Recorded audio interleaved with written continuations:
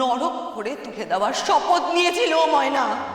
আমার দাদামণিকে ও ভালোবাসে, আর তুই সেটা আমাকে বিশ্বাস করতে বলছিস? আমি জানি না জেনে শুনে তোমাকে আমি অনেক আঘাত দিয়েছি। ক্ষমা করো পারো, ক্ষমা করে দিও। কেমন একটা বাজে সময় চলছে আমাদের, একটু সময় লাগবে। দেখবে দেখবে মা ভুবনেশ্বরী সব ঠিক করে দিয়েছেন। আমি কিচ্ছু চাই না সোম। আমি চাই তুমি সবসময় আমার সাথে এইভাবে থাকো, সবসময় আমার কাছে থাকো। আমি শুধু সেটুকুই চাই।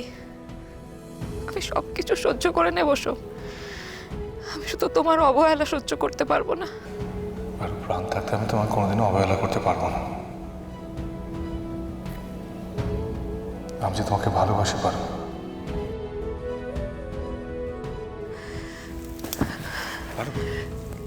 কি বললে সব?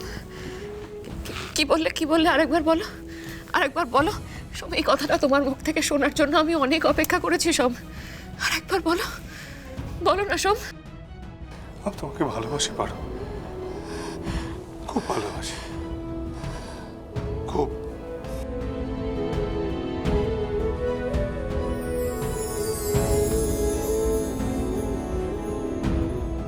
তুই নিজে হাতে এই সিঁদুর পরেছিস? তাহলে তাহলে দাদামণি এই কথা সবাইকে বলছে না কেন?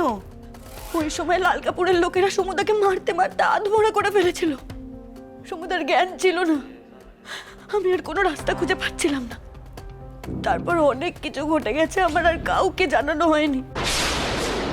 তবে এবার সত্যিটা বলার সময় এসেছে। তার মানে তুই এ কথা সবাইকে বলবি? হ্যাঁ রত্না, শুধু বলবোই না, আমি আর এই বাড়িতে থাকবো না। এতদিন নার্সিং পড়েছি, কলকাতার হাসপাতালে চেনা জানা আছে। আমি আর বাবা ভুবনপুর ছেড়ে চলে যাব, কলকাতা গিয়ে বাবার চিকিৎসা করাবো। আর এখন প্রাইভেট নার্সের অনেক ডিমান্ড, আমার কাজ খুঁজতে অসুবিধা হবে না। ময়না, অসুবিধে হবে, আমাদের 4 বোনের অসুবিধে হবে ময়না। আমার বাবা মা সবার অসুবিধা হবে। আমরা পারবো না ময়না আমাদের দাদামণিকে এমন একজনের হাতে ছেড়ে দিতে, যে দাদামণিকে ভালোবাসা তো দূরে থাক, ন্যূনতম সম্মানটুকু করে না। তুই কি বলছিস রত্না? পার্বতী সমুদাকে প্রাণ দিয়ে ভালোবাসে? কতটুকু চিনিস তুই পার্বতীকে? যবে থেকে ওই বাড়িতে এসেছে তবে থেকে আমরা আছি ওর সাথে।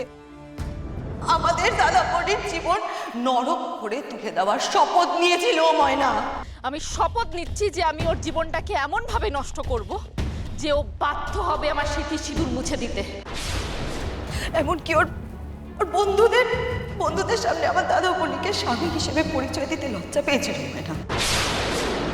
আমার দাদামণিকে ও ভালোবাসে, আর তুই সেটা আমাকে বিশ্বাস করতে বলছিস? অথচ দেখ, যখন ওর আজ দেওয়ালে পিঠ ঠেকে গেছে, তখন ও দত্ত বাড়ির বউ হিসেবে অভিনয় করতে শুরু করে দিয়েছে। কারণ ওর তো কোথাও যাওয়ার নেই। কিন্তু সময় হলে দেখিস ঠিক পাকা পেলে উড়ে যাবে। তবে আমি বলবো, একটু সময় নে, ভাব। একজন বোন হিসেবে দাদামণির জন্য তোর কাছে এটুকুই চাইতে পারি আমি।